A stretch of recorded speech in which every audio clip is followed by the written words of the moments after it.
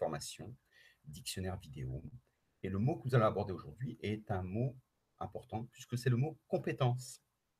Eh bien, le mot compétence dans le champ social est apparu de façon datée. 1996, le MEDEF en fait l'étendard de son université d'été et donc propose un développement des politiques de compétences. Alors, qu'est-ce qu'une compétence? La compétence, c'est une connaissance contextualisée. C'est-à-dire que la connaissance a été remplacée par la compétence dans les entreprises parce que ça permet d'aborder un sujet important, c'est la mise en situation, l'âge du faire, une connaissance mise en situation.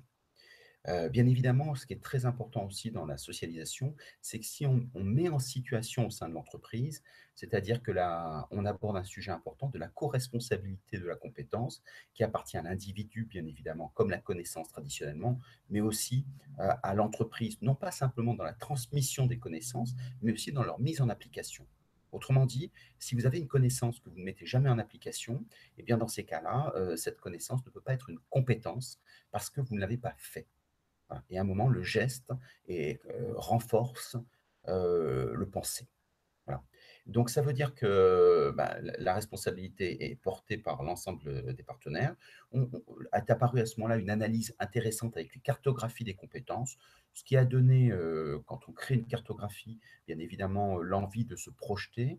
Donc, sont apparus sur quelles sont les compétences de demain. C'est en cela, en 2005, la loi Borloo a créé la GPEC. Donc cette GPEC a permis de se dire quelle est l'analyse prévisionnelle avec des hauts et des bas. Mais en tout cas, ça permet de poser le cadre de la compétence. Et ce qui est intéressant, c'est de se poser quelles sont les compétences critiques dans l'entreprise. Et ce qui est utile, c'est de se dire que finalement, une compétence critique n'a de sens que si elle s'inscrit dans une démarche. La vraie question de la compétence critique, c'est pas quelle est-elle, mais qu'est-ce qui rend critique la compétence. Et c'est là le projet de l'entreprise qui dit où va-t-on? Et c'est le où va-t-on qui permet de déterminer les compétences dont on a besoin.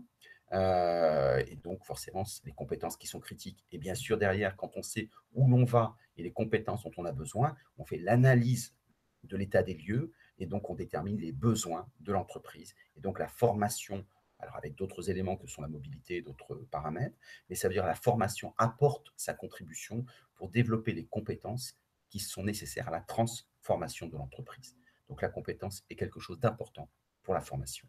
Je vous remercie.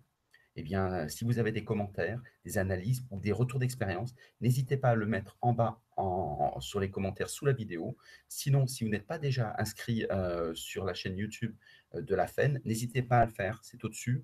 Ça nous permet de savoir que ça vous a intéressé, ça nous permet de travailler. C'est une chaîne qui est collaborative.